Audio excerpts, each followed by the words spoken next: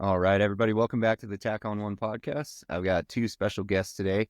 I have the owner and founder of Gray Shadows Protection. I have Sean J here, and then I also have the man himself, huge legend in the EP world, EP industry, Joe Lasorsa. So we'll start with you, Joe. If you want to go ahead and introduce yourself, sir. Yeah, hey, what's up, guys? Again, Joe Lasorsa. I run two companies now, Lasorsa Associates and Executive Support and Logistics. Lasorsa is more known for training. We are a service delivery company as well, but we're more known for the training side and with executive protection and everything that goes with that. We do EP, medical, defensive tactics, driving, shooting. We're adding in surveillance detection, residential security. We do TSCM. TSCM as we do it with EP. Really good course there. We do investigations. We do consulting. So a lot of different training programs that kind of round out what we need to do in executive protection. And executive support and logistics is more focused on the service side, which is a company based out of California. And me and Christian West run that company. Good to be Very here. nice. Thank you. Welcome to the show, sir. Yeah. All right, Sean, owner of Gray Shadows. Hey guys, my name is Sean J. I'm founder and owner of Gray Shadow Protection, based in Colorado. Our company focusing on executive protection, close protection, secure transportation, high risk threats, and more options.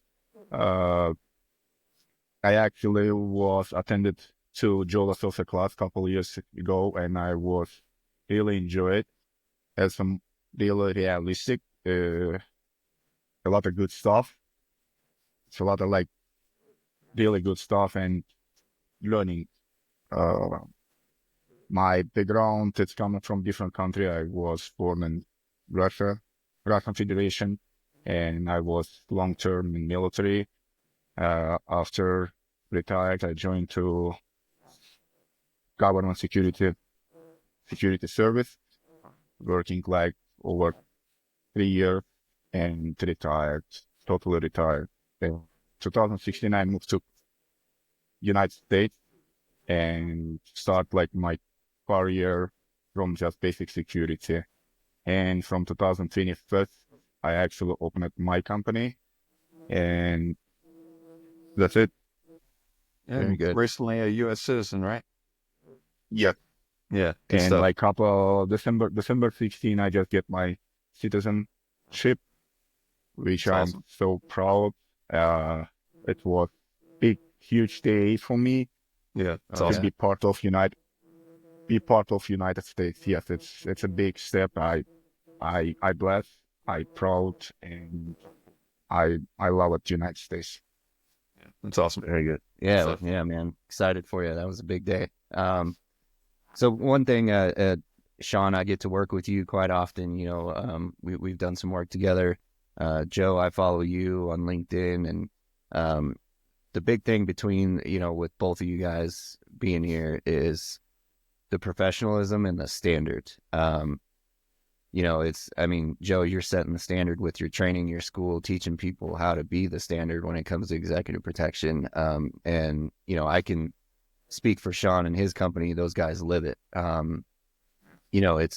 There's a big difference when you work with any of the EP companies around here in Colorado, and then you go work with Gray Shadows. There's a big difference. The professionalism, Sean is on top of it, making sure everybody looks good. Every minor detail is taken care of. Everything, is perfect. So Joe, if I can start off with the question, for everybody listening, how important is it to go that extra step and be professional and to set that standard when it comes to executive protection?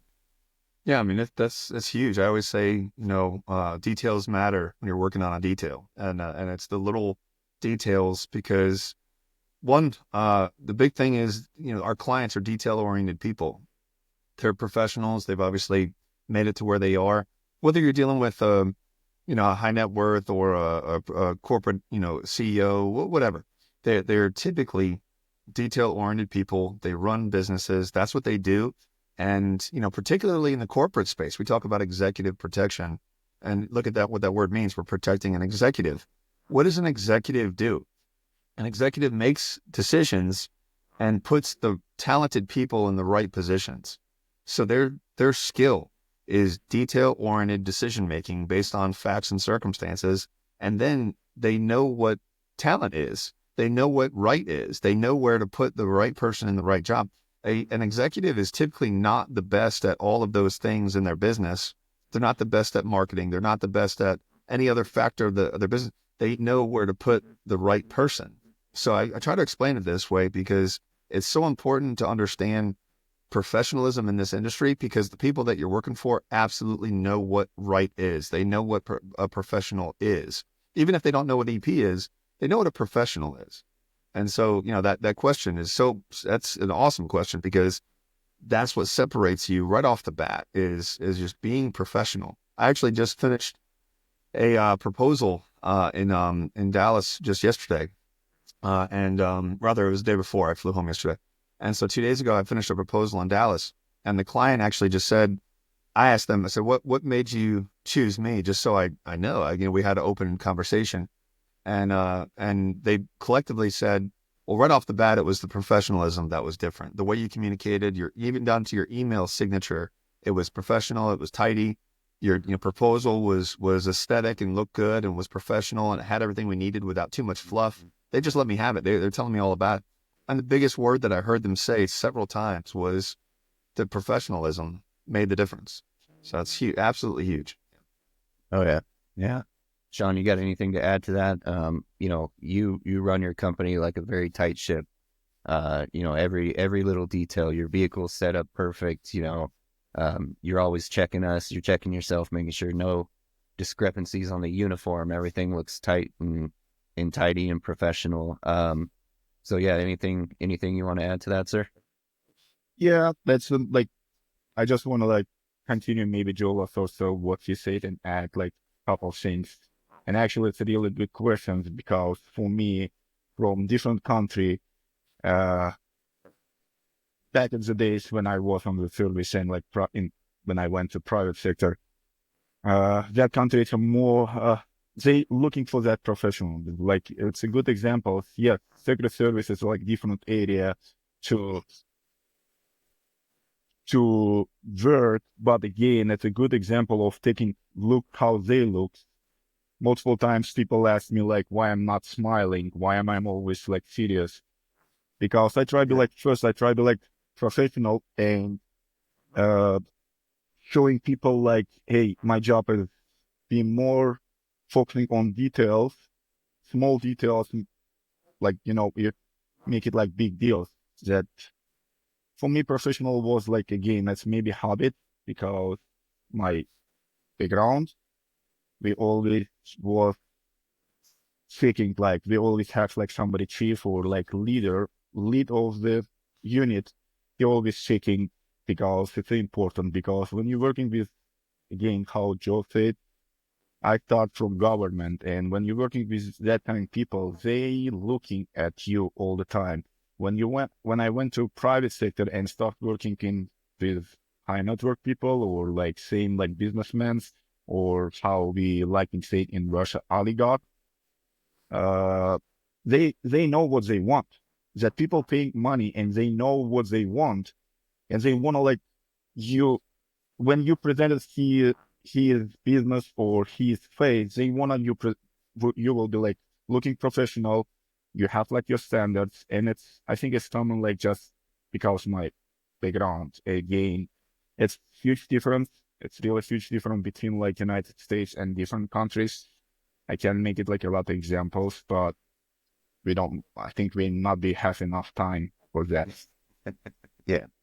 No, that's big for me too. Having come from a military and then law enforcement background prior to getting into EP, I think a lot of military veterans or law enforcement veterans, guys who come from that type of industry, really appreciate the attention to detail that comes with executive protection work.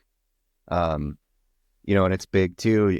With Gerard on the podcast the other day, we talked about your name being everything.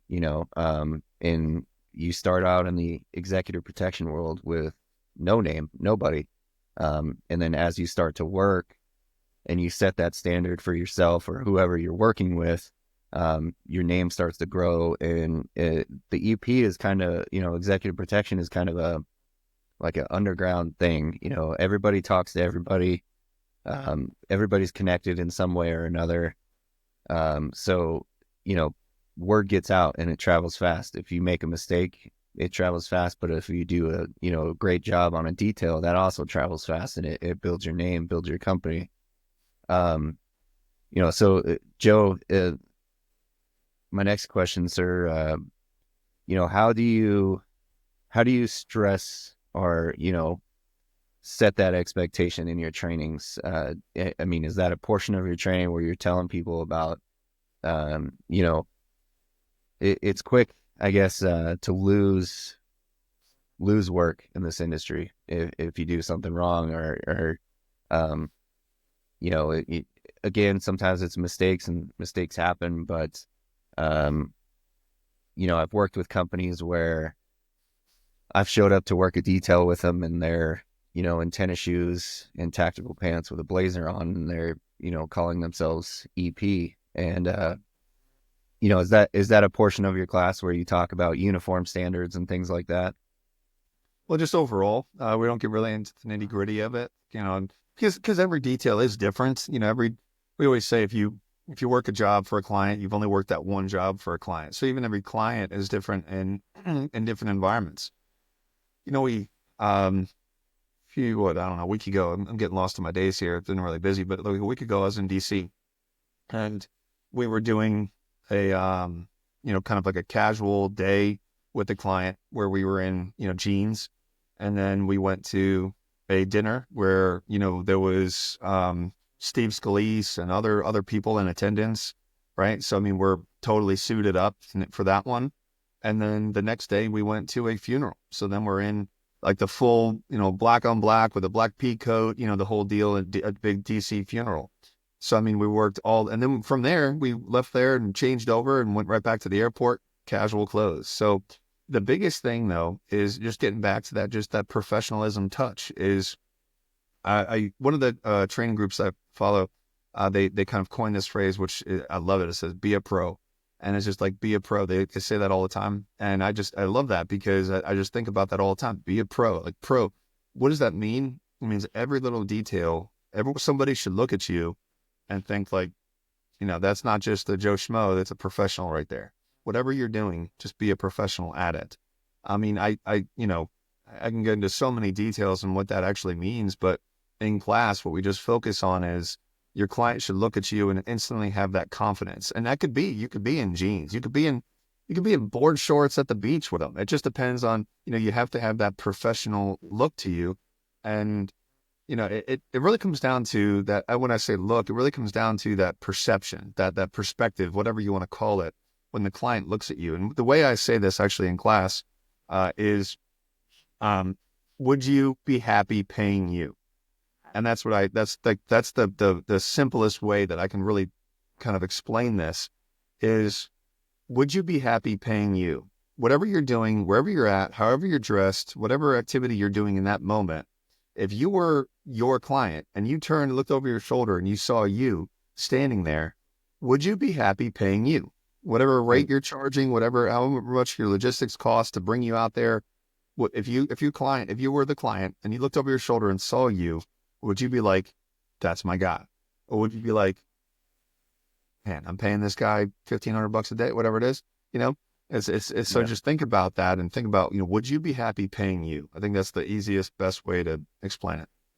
Yeah, that's very well put. That's a great way to think about it. And that's something that I think is a little underestimated is, some people will be like, oh man, you charge way too much. Well, we charge that caviar style pricing because you get every penny that you pay for, and we are different than the competitors out there will say, having those standards. And again, building that reputation and that name, you can charge that caviar pricing, and that's, your client is going to know exactly what they're getting too. So yeah, well, there's certain clients like that. I mean, this just popped up actually like 2 days ago in my group where someone said something about, my training being more expensive.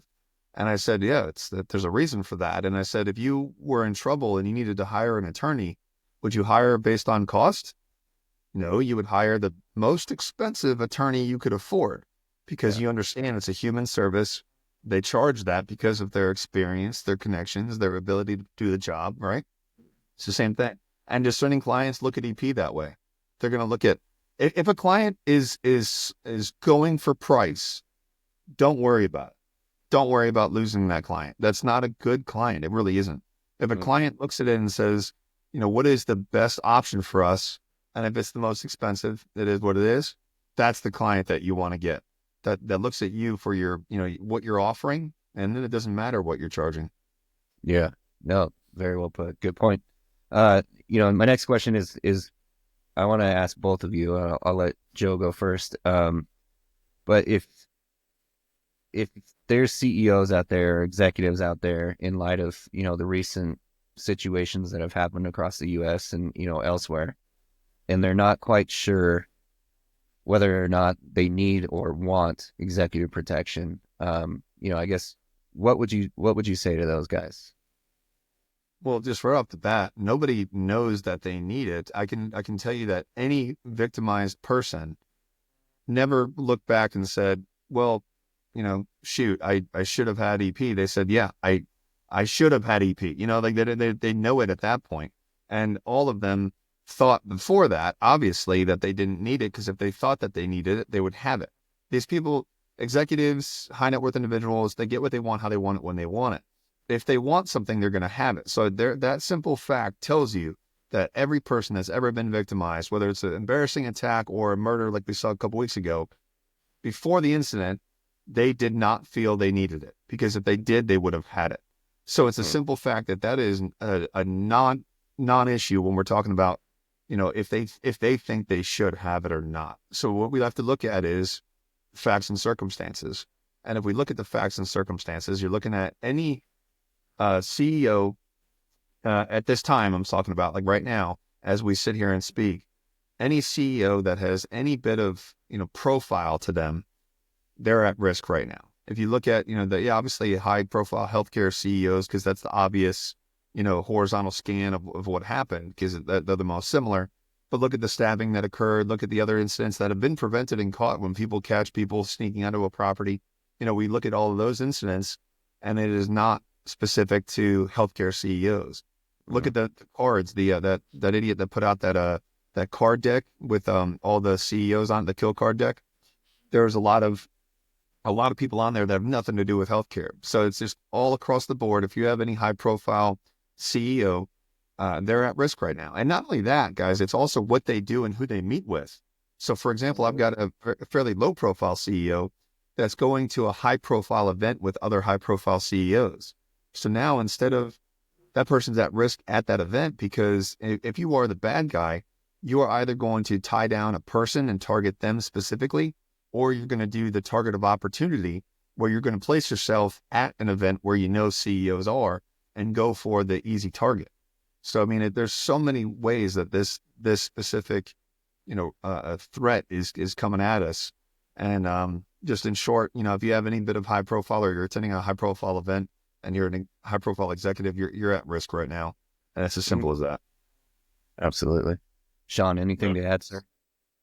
No, it's good stuff what Joe Lasorsa said. That it's true.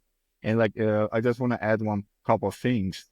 Most of the time, it's a human problem, because they think it a little bit different way. Is we take a look at between us and just regular people. Regular people have it different mindsets. They think it it's not with me, not this time, and nothing happened. This is problem and they created that problem. When they need it, they don't have it. When they have it, nothing happened. And this has created little bit misunderstanding between that stuff. It's easy to have it, to not have it, right? It's a good example of from Japanese history, samurais. Somebody gave it question for the samurai, and question was why you always carry your sword, where it doesn't matter where you go, you're going to bed, you always have your sword with you. And answer from samurai was simple. he said, I don't know when, where, and what can be happen. Saying like here, most of civil people or regular people or that current CEOs, they don't think it like something can be happen. And this is a good example what happened a couple of weeks ago and couple of days ago, another incident. And right now, I think they will be started, or like insurance companies, they have to be forced, like because more CEO feel it comfortable, don't have like EP. But right now, possibly something will change. Somebody will be forced like that CEO, actually like huge CEO from big companies to just have it, not have it. I think it's the best way like to just have it. And you, again, it's multiple stuff. But again, I like it what Joe said. It's really good stuff. And Yeah. I think like, Yeah. I think it's, it's better to have it and not need it than need it and not have it kind of thing. Right. I mean, Yeah. And it's just, yeah. like going back to it, it's like one of those things that you say, like with an executive who's got some pushback on it. And it's, you can just say, like now, obviously we very rarely talk to the actual CEO themselves, but say, for example, you're talking to the security director and you could say, all right, well, if your CEO felt like they needed EP, would they have it? They'll undoubtedly say yes. And you could say, okay, then why didn't the UHC CEO have it? Because he felt like he didn't need it. And obviously he did. So then there you go. The fact that you feel like you don't need it, it shouldn't be part of it. It should be based on facts and circumstances. It should be based on assessment. And that's where we're at now, is the overwhelming majority of inquiries that we're getting is, hey, we need to do an assessment. And that's a good thing that they're doing it right. The knee-jerk reaction of, hey, we need EP right now. That's a short-term thing. It's not going to last. You're going to get a month of work out of that, and that's it. So if you do it right and you push a client to do an assessment, and now the assessment tells them where, when, and how they need to be protected, then there you go. That's going to last. That's going to be a lasting EP program. So that's what I really stress to everybody is, you got to I shouldn't say force, you got to push the assessment driven protection. Do an assessment, do it right, it'll last. Absolutely. Yeah, and that's a good point. I was talking to some potential clients or, people who were just inquiring about services the last couple of weeks. And, they said, well, what level of security do you think I need? Or, what's your opinion? And, that's the first thing is you offer up that assessment. Let's do a deep dive and, we'll keep it confidential between us and yourself or you and your team. But, do that assessment to really find out what it is you need, and have it, and, when I was speaking with them as well, before this recent CEO stabbing, I think the most recent attack on a CEO that just happened, I think yesterday, I was telling them, just based on having been a detective and having worked in intelligence in the military and in law enforcement, things like that, there's going to be copycats. People are going to rationalize this in some weird way in their head and think, that this was the right thing to do because they feel taken advantage of, or they had a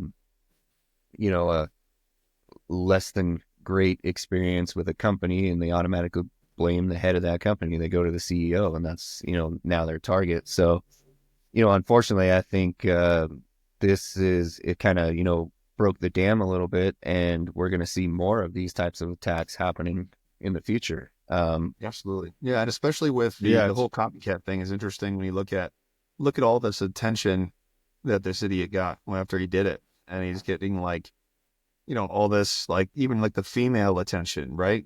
So now you have all these, basement dwellers out there that are like, oh, all I have to do is attack a CEO and now I'll be a national freaking celebrity.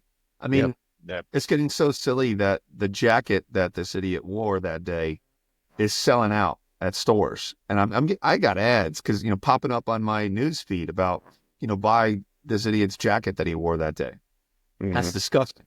But what that's going to do is it's going to increase the copycat mentality, because now not only do they kind of associate and say, to your point, that's a big part of it, the copycat mentality of, oh, this guy did that, he got his vengeance, maybe I should too. It's also like that oh, I want that notoriety. I want to be, I want to become a celebrity for doing something like this. And that's, it's disgusting, and we can't associate with that mindset, but that's just the reality of it. And that's why it's going to get it's going to get worse before it gets better. It's because of Oh, yeah. the media attention to this. Yeah, it's crazy. People are calling him a patriot, and I've personally Disgusting. heard some threatening things to other people, and they're rationalizing it as this guy's a hero for doing what he did, and it's insane. It's a crazy world we live in, and I think not just executive protection, and I think you both will agree that if you are running a corporate office or a corporate leasing space, now might be the time to also, really understand that your staff might need some level of security. There's tons of companies out there who are pretty big and they don't have anything in terms of security, corporate security, other than some access control or things like that. So, prior to this, I think the net worth of the security industry projected for 2025 was 240 something billion, but I can imagine with this event and these continuous events that happen, that's going to skyrocket, and the need for security is going to become in high demand. So Joe, are you doing anything to prepare? Are you launching extra classes, anything to prepare for this uptick in service requests? Not necessarily putting out extra classes, because what's going to come from this is a lot of the private classes, which we've already got 3 clients saying, hey, we need some internal training for our guys with this, and that's what we Nice. see more of. We're going to see the classes fill up, but I mean we sold out every 9-day class for the past 3 years anyway, so it's not really going to change that for us. But they're filling up already. I've had a lot of registrations from this. I know it's an uptick from this. What we're preparing for, though, is just the programs that are going to develop from this, and it's a lot on the consulting side. So again, a lot of on the consulting side is I've been working on 3 assessments. We've got about 8, in the works here that are all intended to start up an EP program. So that's 11 clients that are doing assessments and are going to start up an EP program. That doesn't mean they're going to start up a 24/7 bodyguard on the CEO program. It just means that they're going to have something.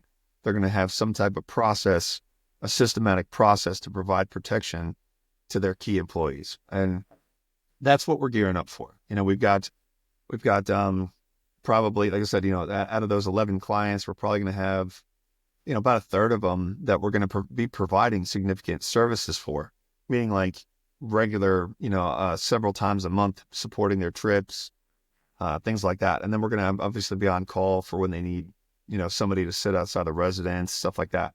Since this came off, we actually have 3 programs that went 24/7.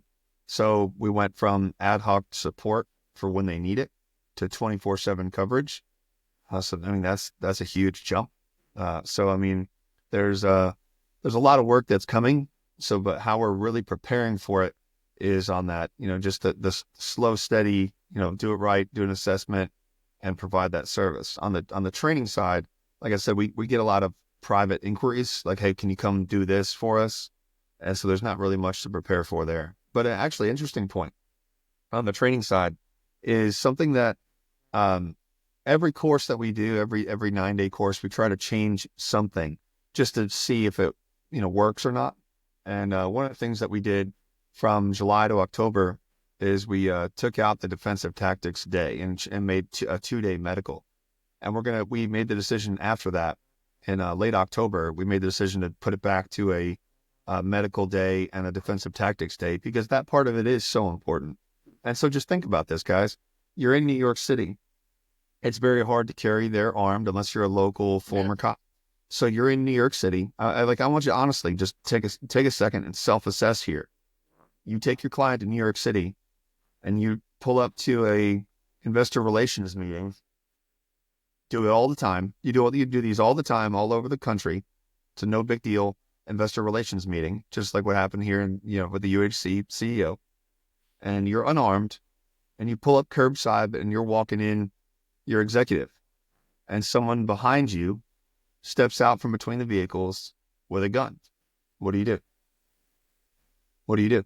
And don't answer it. Just think about it. Just think about it. What would you do? how are you going to handle that situation? Do you have the skills? Do you have the minds, right? Do you have that aptitude to be able to handle that? And what would you do?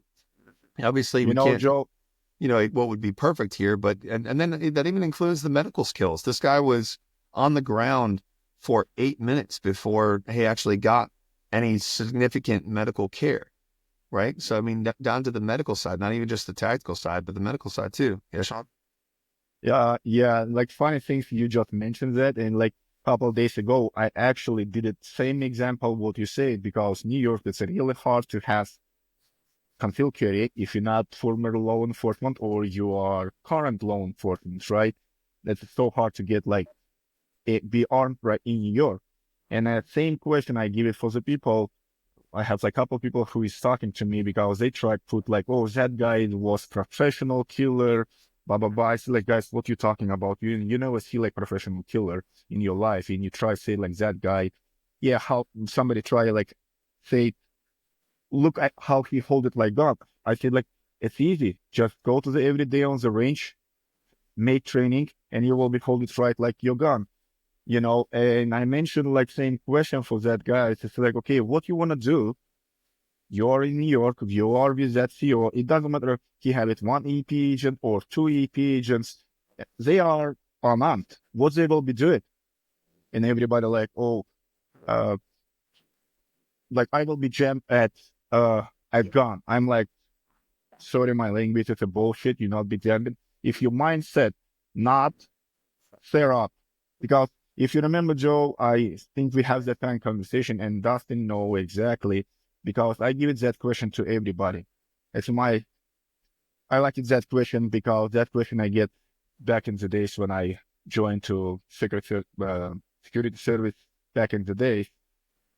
First question from instructor, when we line up, they give it like that question. Somebody can argue with me, it's not right, blah, blah, blah, but it's a tricky question, psychology question. Are you ready to die for somebody else who you don't know? Maybe it's a bit personal conflict between you and him, because you can be like Christians, he can be Muslim, he can be like different part of side of political side. It's already against you. It's too many things, because they try explain to us.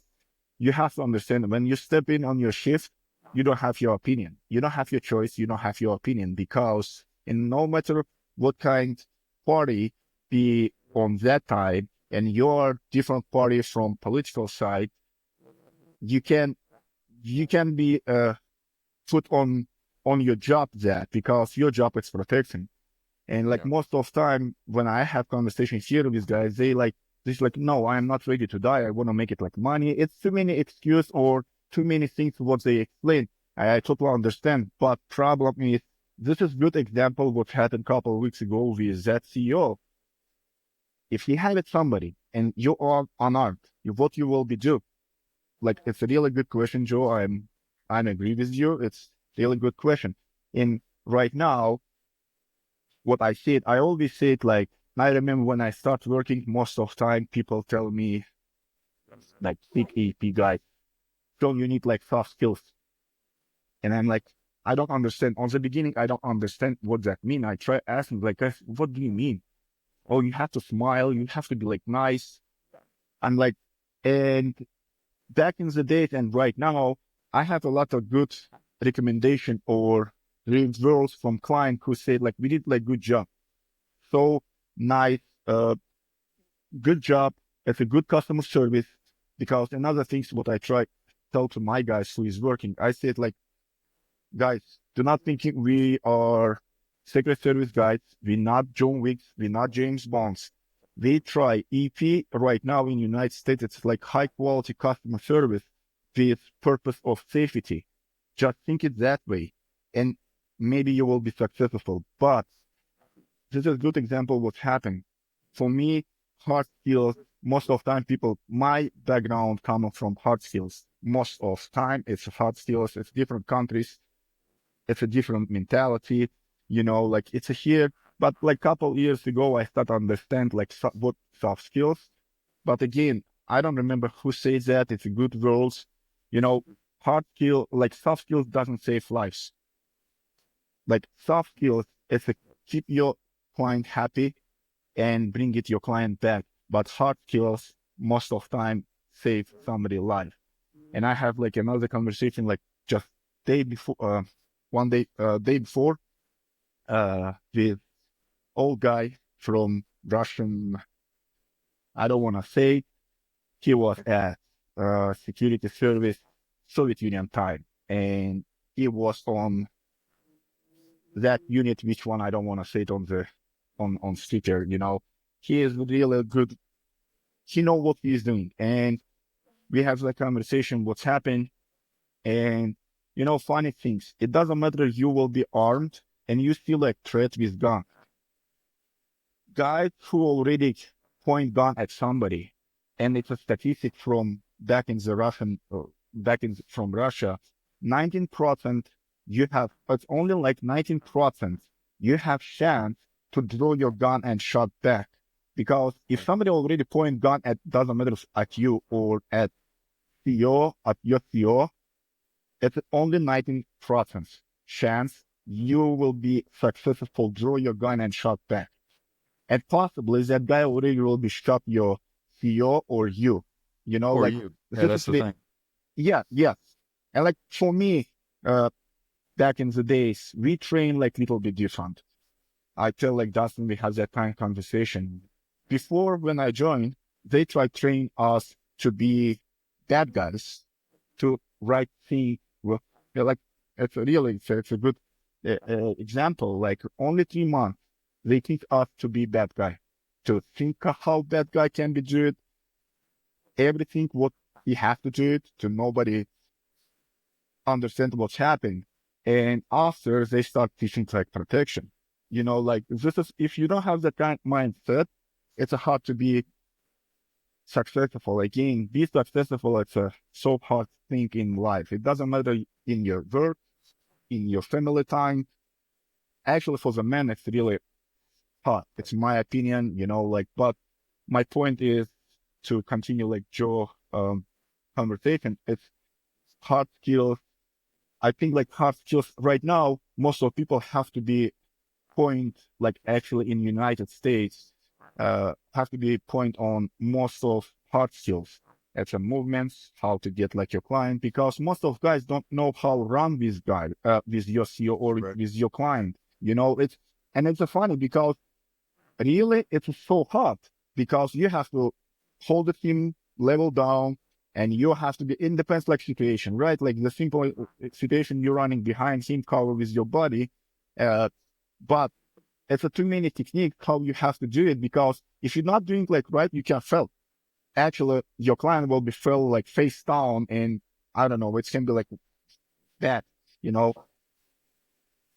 Yeah. Again, it's my opinion, it's my thoughts. Yeah. Maybe somebody will be not agree with me, but Well, of it's course, I mine. know that, but yeah, yeah. I mean, the big thing, that I like that you said is, you have to be able to move past, like, if you like the client or not. And the kind of the simple way that I throw that at people is, what would you have done if you were this guy and the attacker, and you put, popped out in between the vehicles behind him, and there was an EP guy between you and him? Probably would have shot him first, Yeah. So just think about it. Think about the tactics there. So the way why I explain it that way is, whether or not you would die for that person, do your job to prevent yourself from getting hurt. That's the simple fact of Yeah. it, because you're in the Yeah. way, and you are likely to get hurt first. So whether or not, you'll take a bullet for somebody else, how about this? Don't get killed first. Do your job right, so that way you don't get killed first. Yep. Just protect Yeah. yourself, Yeah, and I want to circle back to the medical training and a couple things that both of you guys have said. How important the medical aspect of it is too. I think from previous firearms training I've been to, the statistic was, back then, I don't know if it's changed or not, but only 11% of people actually die from that gunshot wound. And Joe, you had said that UHC CEO, Brian Thompson, he was laying on the ground for 8 minutes and he could have been saved. Obviously we don't know the details of the autopsy, anything like that, how lethal those shots were, but stopping the bleed and preventing that death is a big aspect, and it's something that's important. just as much as, the defensive tactics. And it's not just New York. There's plenty of states out there where it's difficult to carry a firearm. We all know where they are, but also different city jurisdictions will, try and prevent you from carrying a firearm as well. But, if you had to, I know it's tough. You got a full 9-day course. You got tons of courses out there. You've really honed in and perfected the training, in my opinion, when it comes to executive protection. I've had the great opportunity of working with a lot of Lasorsa alumni, and one thing is in common in that they're all good at what they do, and they're all at the, in my opinion, they're at the top when it comes to the standards and professionalism. So, what is there any part of, and I asked Gerard the same question. I hear people saying, oh, driving training isn't important if you're EP, or a firearm's not important. Everybody seems to have their opinion. Do you think there's an aspect of executive protection training that's grossly underestimated? Underestimated. I don't know. It's tough to say because they're all underestimated in some way. Depending on, like you mentioned, all those things like driving. People always say like, "Oh, why do I need a driving course?" Like I drive all the time. All right, well, you'd be the first one to fail if you actually had to do the things that we do in the driving class. It's the same thing for all of those components. So, no, I don't really think that one is more underestimated than the other. I think that they're just kind of all equally underestimated, really. I mean, it's just, like you talked about firearms. Well, we removed the live fire training from our training because about 70% of the people that come are unarmed in their task. So we just want to make the training as valuable as possible. And if we're training 70% of our students in something to use a tool that they're not going to have on the job, that just doesn't make sense. So it all depends on that. So I think that just look at it this way: with the components of training, we have the soft skills that Sean talked about. We've got advanced planning. You've got actually work in the detail, defensive tactics, firearms, medical, and driving. Those are kind of like the biggest things that we focus on in our training programs. Okay. So if you're unarmed, don't worry about firearms. I can't even imagine the type of mindset of the guys that are like, they carry a mag with them in case they can like pick up a rifle somewhere or something to shoot. Like, don't count on that. If you're unarmed, you're unarmed, right? Yeah, exactly. So like, if you're unarmed, you're unarmed. That's it. Don't tell me like you're still trained firearms all the time, just in case, you can pick one up somewhere. Like, that's so ridiculous. That's like training for being attacked by a shark while you're getting struck by lightning. I mean, that's just nonsense. So if you're unarmed, train to be unarmed and make yourself better at that. So defensive tactics, think about this. You can probably talk to 1,000 people in this industry, and you won't talk to a single one that had to use their gun on the job. I'll put money on it. You talk to 1,000 people in this industry, you will not talk to somebody that used their weapon on the job in an EP context. You talk to 1,000 people, you're probably going to talk to about 200 to 300 that actually had to go hands-on at some point with somebody, that actually had to use some defensive tactics skill, that, had to do something with their hands aggressively in an EP context. It's about 20, 30%, depending on the, if you're talking corporate, a little lower. If you're talking, in the entertainment industry, it's even higher than that. So it just depends on what segment you're talking about. But that's huge. Mm-hmm. And how many people don't have defensive tactics training, don't put any thought into it, don't put any time into it? Well, there you go. Yeah, so, I think that's you look at the stats, the most common emergency in corporate EP is a medical emergency. So, do you have what it takes to respond to that? Well, no, we're not medical service providers, but we are first responders. So we need to be able to respond to a medical emergency, and we need to have the skills and equipment to do that. So, I mean, just again, I don't think anything, back to your question, I don't think anything's particularly underestimated any more than the others, but people just underestimate all of those components because they feel like they either already have it or they drive every day, they don't need it. Whatever the case may be. Yeah, and that's Very, very good point. So, I was a defensive tactics instructor in law enforcement, and, we were, I forget who it was, but we were sitting down one day and talking amongst all the other defensive tactics instructors. And, we were analyzing the law enforcement training for the agencies that we worked for. And, we train firearms once a quarter, but we only train defensive tactics once a year. So, or, had them test once a year.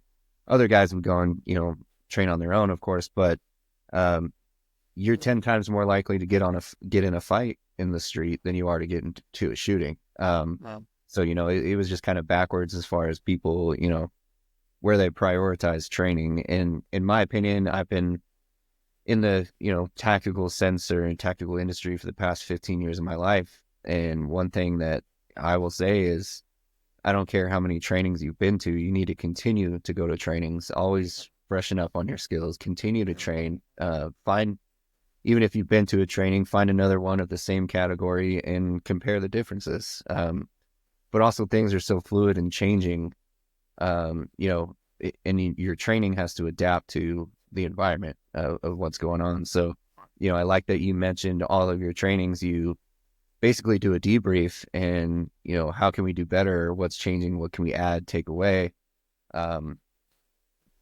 Throughout all the years that you've been doing this, setting the standard as the training company to go to for EP, how many times would you say you've had to adapt to the political client or the environmental client that we're working with in the EP industry? Well, I mean, we do change things, like I said, every time. And basically the way I look at it is, if I, talk about it in class, if we have an exercise on it, it's something that I absolutely think that you're going to do on the job. If you were working, we finish training on Sunday. If you go to work on Monday, and I don't think that you could put that skill to use, we reevaluate, we put something else in there, we change it out. So we do that every time. So guys, if you take my course after, 2, 3, 4 years, it's going to feel like a different course, fundamentally the same, but it's going to be different because we change that much, and we just try to keep it on that, forward edge of what are we doing right now in the field? What is the most useful, apps, technology, whatever it may be, to use and integrate. And we're constantly just what we call pressure testing. We pressure test everything. Is there a better app for that? Is there a better, sequence for this, procedure for that? Is there a better way to do whatever? We just went over this in the last couple of courses on the defensive tactics side about knife training, responding to a firearm, and all of this when you're unarmed, because all of that, it's the, how can we put the most ketchup on that shit sandwich? That's the way we say it, is it's the worst situation possible. You're unarmed and you're against a knife or a gun. How do we make that as good as we possibly can? Because there's no ideal answer to that. So we have to constantly test it, change it, try new things. And that's a key to our success, is just not sitting there. Look at a lot of these other schools, and, half of their instructors haven't done EP in the, this century. And I'm not knocking their experience. I'm not, don't take that the wrong way. What I'm trying to say is, you got to keep it current, and you got to know what's going on right now in the field. It's great to hear old war stories. I love it, but you got to stay current. You got to stay relevant. Absolutely. Yeah, that's a huge aspect of it. And, it's a lot like law enforcement. Things change, and things can change, rather rapidly too. Yeah. Look at Sean. I don't want to call out Sean for a minute, but yeah, I mean, look at where you've come from, when you came to my course, to look at you now. You know what I mean? What you're doing and how you're doing it.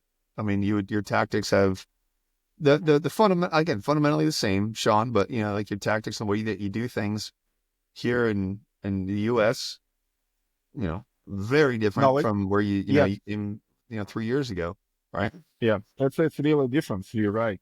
Because when I came there, for me, it's a little bit, again, my experience comes from hardcore, hard skills. Most of the time, hard skills.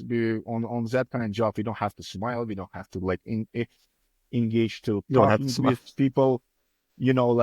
Talk to with people a lot. Yes, we still stay like nuns, because we present somebody prior profile in government, we still have to be like nice to react to any questions coming up from people around.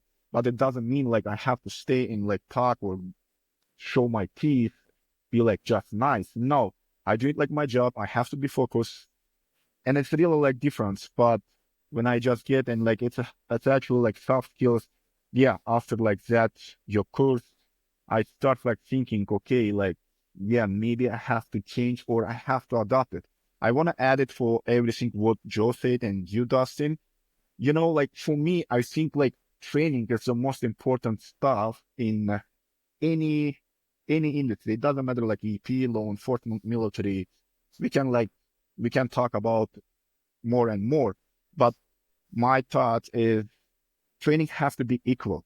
Like if you're doing something like shooting, like a game, most of guys telling me like, oh, it's important to be armed.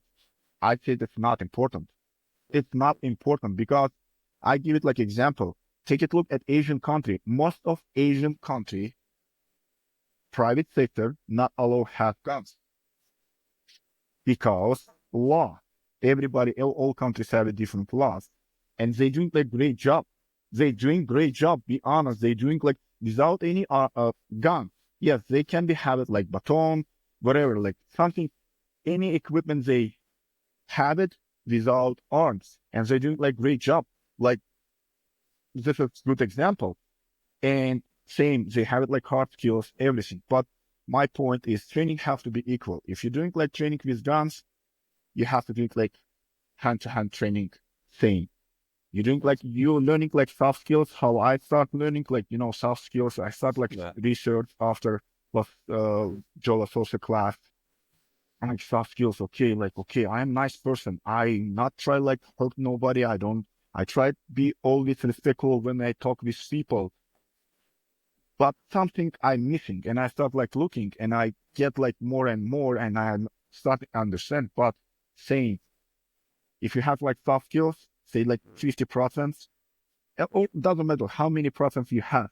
All that training, what you have it, it's a good to yourself and good to growing every time when you get like something new. Because last time when I helped it like Joe Lasorsa at course, and because when I take it like course, we have everything what Joe Lasorsa mentioned. We have defense, and I was a little surprised when I don't see like defense. I'm like, okay, but right now I understand like because Joe has like good tactics to adapting. I like it that world, and I want to say like, no matter what kind of training I have, it's good for me and for the knowledge. But when you're working, you have to adapt it to client, environment, situation, and it's Mhm. multiple stuff, like, and it's good stuff. But training has to be equal with everything. It's not only like, oh, soft skills. When people try to tell me like soft skills, I'm like, okay, I try my best. But if I lost like focus on what I have that kind of knowledge, same for me, small details, because I always say that it's coming from again from back into my background. They always see small details can be created big problem. If you miss that small details, and when it's a problem shows up, you not be Prepared. ready. Yes, you not be prepared. Like, and what you want to do, it's already, you already missed. And like, you already can be felt. And if you fail, it doesn't matter how you fail. Maybe it's like small fail, but client can be look like at you and like, okay, Yeah. like exactly how Joe did it like early. Like you want to see like professional behind him, looks like professional, acting professional, talking professional. But human problem, we have like really everywhere. It doesn't matter where you live. Big like we have more problem in like back in the days in Russia. People always judge you. It doesn't matter where you live. How in Russia it works, right there, people first they're looking how you look, what kind dress up, shoes, how clean your shoes. Second, people start judging when you open your mouth, how you talk, and third time how you living.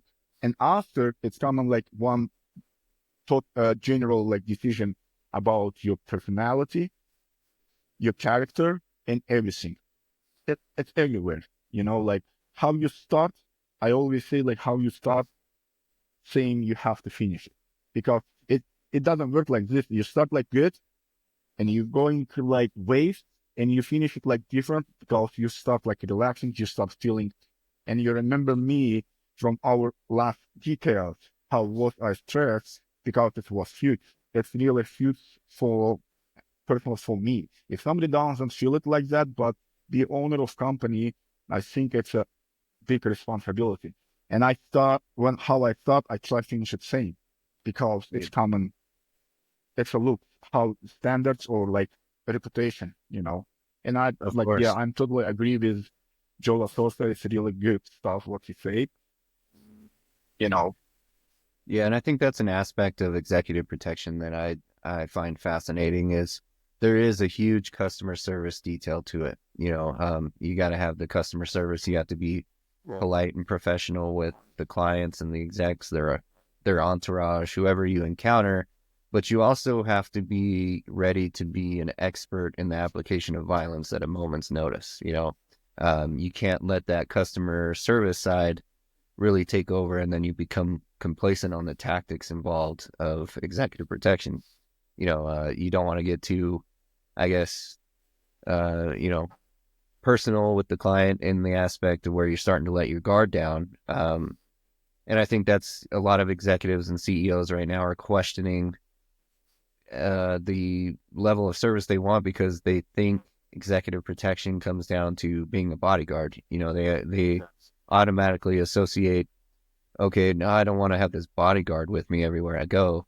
But there's ways, executive protection can tailor that service to where you're basically in the shadows, covert, however you want to put it, and still keeping an eye on them, keeping them safe. So there is a big difference, and I think it comes down to that customer service aspect of it too. A lot of, I think going back to the detail that you and I worked last, Sean, they were impressed with our ability to adapt, without giving too many details or, too much confidential information. But there was a moment where you and I in particular had to take matters into our own hands and kind of circumvent a route that was closed off, and we ended up getting the client to where he needed to be, even though other people had set up some roadblocks in the way.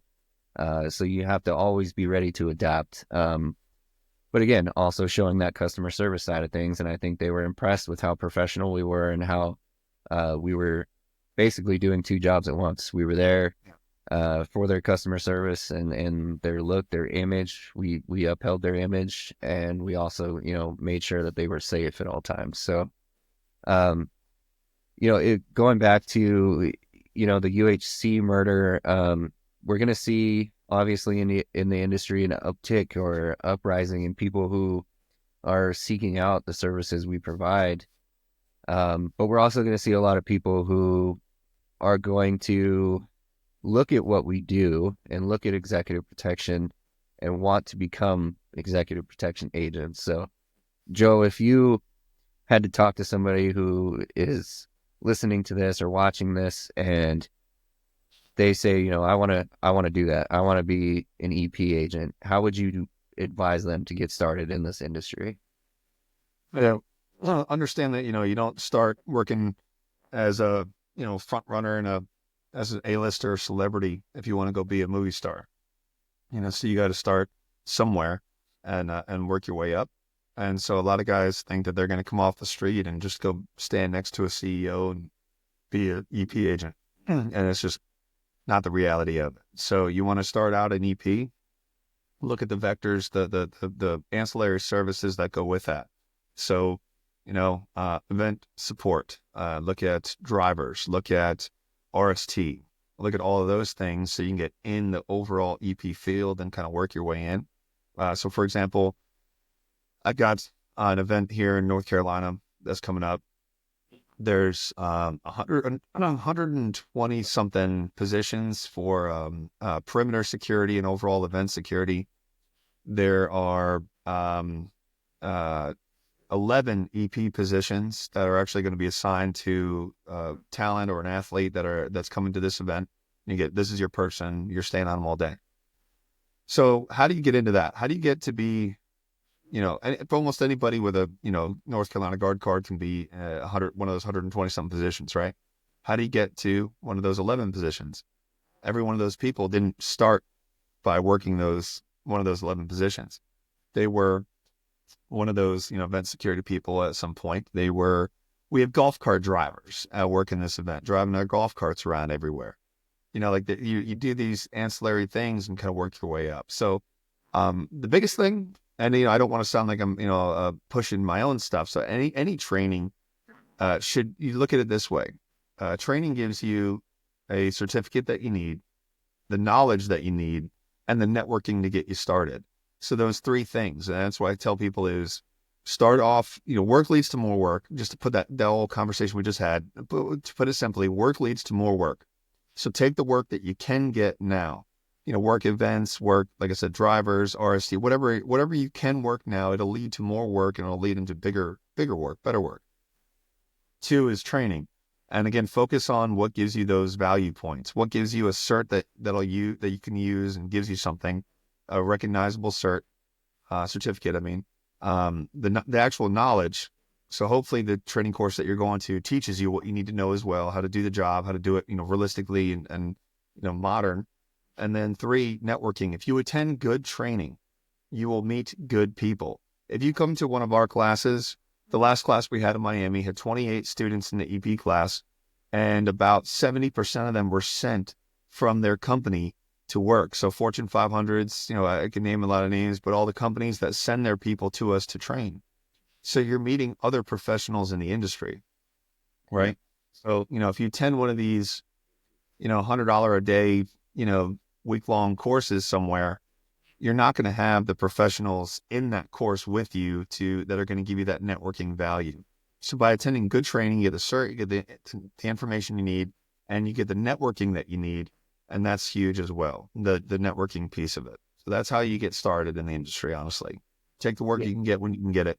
Train and network. Yeah, absolutely. And I think it's important for people to understand too that, and I've kind of obviously built this training company based on the fact that I absolutely love going to trainings. I remember when I was 17 years old and I enlisted in the Marine Corps, I was admiring the outstanding instructors who were standing in front of us, these experts who were, sharing their experience and sharing their training with us. And, I looked at every job I did as a training opportunity. I started in the prison system before I got into law enforcement. And although it was a terrible job to work at a prison, in my opinion, it takes a special kind of person to do that. But I looked at it as it taught me how to talk to convicts and how to learn the respect aspect for when I went on the street and started working patrol or as a gang detective. I already had that foundation of how to talk to people with respect. And, anybody who works the street, works in law enforcement knows that respect goes a long way when you're talking to these people.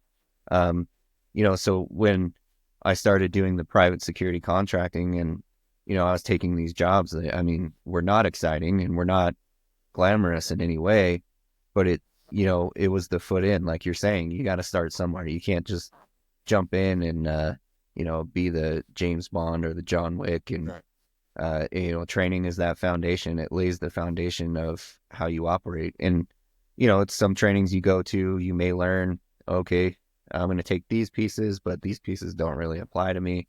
But it's always good.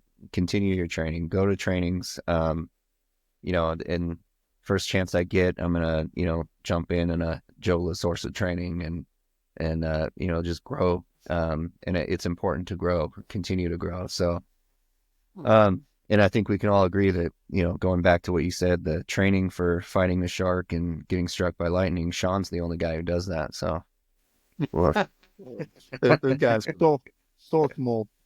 yeah, I like that John said earlier.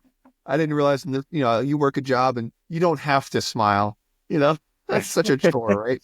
Such a chore to have to smile. Like, it doesn't when I say do not smile, it's not really just do not smile, because If you're not smile for I know what somebody, you meant, buddy. you You know what yeah, you you will meant. be look like, what does this dumbass like? I try to be like nice, and he like just look at me and like, no, it's not that kind, you know. But again, for me, it's a more priority focusing on my job. Like I Yeah. can like, it's a good example. I have like from movie Bodyguard. Do you remember like one moment when he tried get like they went to the event at Penthouse and he tried to drop like orange juice and one lady came to him, she's like, I'm staying right there and looking at you, something like that. And she tried like uh, uh, meet with him, and he said like, and he look at her place, and she said like, okay, go back in your place and try continue to look at me. That's it. You know, like she was nice. He tried like answer it, but he tried focus on the job thing. Like you Yeah. know, like it's a really like good example too. But right now it's a more again. I get like when I get like Joe Lasorsa course from that moment. It's 3 years ago, I think, right? I Yeah. start thinking like more like soft skills because everybody, not Joe Lasorsa or somebody else on the class, always making joke on me because I'm more like serious, more than I little bit like you know. It doesn't offend me. I totally fine. I don't take it like anything personal. I don't. Again, I don't want to use it like any language, but I don't care about that. But I start thinking, okay, what's wrong with me? Because it's not always like something wrong with people. We can blame like people, right? It's easy way. But why most of people do not think like maybe something wrong with me? I have to change. Maybe I have to fix it. Something problem what I created, but it looks like somebody tried create it to me. No, my lifestyle, I always say like include like my family, my wife. Nobody can create a problem to me. It's all problems. What we have it, we created ourselves. You know, like Yeah. and it's easy to fix it myself. And I start thinking after like, yeah, maybe I'm too much. But again, it's already like habit. Where I'm actually from, like I'm from small, not city, village, Dagestan, small village, still like Russian Federation. But we be honest, we are so different from all Russians. Yeah. We have like different mindset from small, from kids time. We try to be successful. We try to work hard because we understand. Like I remember, like, and I think I told you, Dustin. My dad always said like, if you're man, you have to be man. You know, like, and it's a big world. Sorry, big world to be man. When you try calling, most of people don't understand that.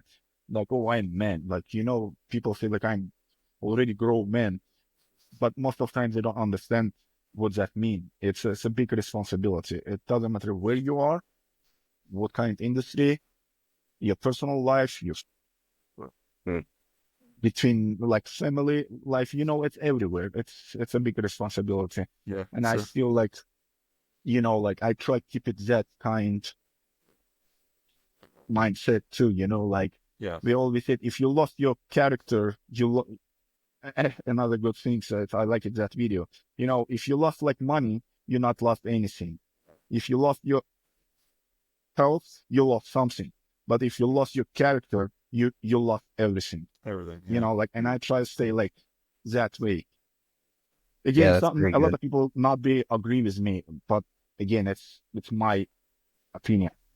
No, that's a good point. And I think you're a good example, to my point, even, your extensive background in Russia and where you came from. I mean, you're very experienced, but when you came to the United States, you started working the static security sites and built your way back Yeah. up. Same for me. I'd come from Marine Corps and then law enforcement. But when you enter in the private security world, you got to learn that world. You got to learn from the beginning and work those low end positions that aren't that glamorous, but learn from them. Take everything you can from every position that you work to work your way up to where you are, Joe Lasorsa someday. And it takes work. You got to put the work in, and you have to be humble and understand that every new environment that you work in is a new environment. You have to learn that environment and adapt to it. So, very good points. It's been a absolute pleasure, working with you, Sean, and having you, Joe, on the show. Anything you've got coming up in the future that you want to let people know about? Any trainings or anything going on that people can get involved in? Yeah, we got a lot of things coming up for 2025. So our typical open enrollment courses are up, putting up a lot more. Like I said, we're doing the smaller courses. We're doing more surveillance detection, residential security. We're going to be doing the TSCM, all of that. They're all going to pop up on the schedule too. So take a look at the schedule. If it's anything like last year, we did on average, we did about 2 private courses a month. So, the private training is still an option, but that kind of fills up our schedule. So, if you can't, make a certain date or something, you can hit us up for a private course for your group or something like that. But, try to look at this, look at the course schedule. We're going to have a lot on there for 2025.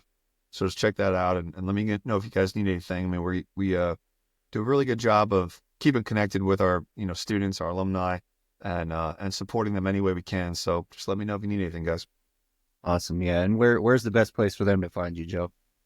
Yeah. So our website, lasorsa.com, lasorsa.com. If you Google Lasorsa training, we're not hard to find. You'll see us everywhere, all over social media, LinkedIn, Facebook, primarily. But you'll find us if you just remember the name. Yeah, of course. Don't worry, I will be show you.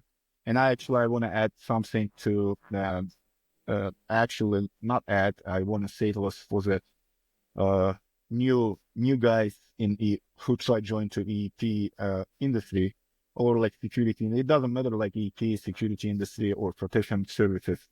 I heavily suggest to make it research and look at Joe Lasorsa classes. I heavily suggest to get like any classes from Joe Lasorsa. It's really helpful. It's really realistic, and it can be make you successful. And plus, like connection with this big name, Joe Lasorsa. It's like legend in this industry. I'm heavily suggest to take a look at Joe Lasorsa. Thanks, guys. Appreciate that.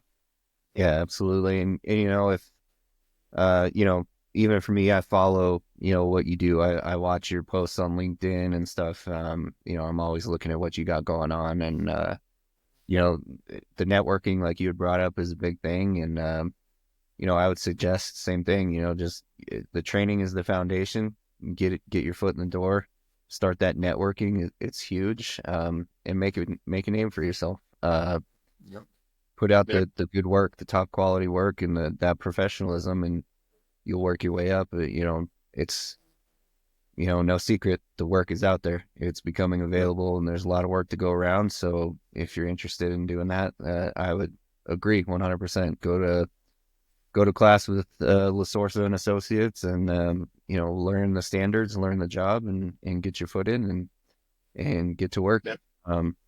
But yeah, guys, thank you so much for being here. You're both, legends to me. So it's an honor to have you both on here. And if there's anything that, Tacon One can do for either of you, just let us know. We're out here in Colorado as well. So, but we have connections all over the United States. So whatever you guys need, we're here to support. And, my goal with all of this is to build a community and, help everybody. So we're here for you guys as well. So good to be here. Appreciate it, guys. Yeah, appreciate it. Thank you. Thank you, everybody. Yes, yeah. Looking forward to working with you guys in the future, and maybe we'll do this again after a few years or something, and we'll check in and see what's going on. So thank you, guys. Actually, I wanna say like special thank you, my personal special thank you for the Joe Lasorsa to be joining this kind of podcast, and for the Tacon One, actually for you, Dustin. Thank you so much to invite us and have like guests. It's a good to talking to you, and see you, Joe, again. Like, always good to see you. And if somebody needs like help, I always open to help. Absolutely. Yeah. Gray Shadows is another one that you can follow on LinkedIn. Always posting, great stuff on there. So I follow you both and always have you guys in mind and watch what you're doing and build off of what you guys are doing. So again, thank you both. It was an honor. Thank Good you. stuff. Thank you to Yep. both too. See you guys. Yep. See you guys. you. Take care. Bye.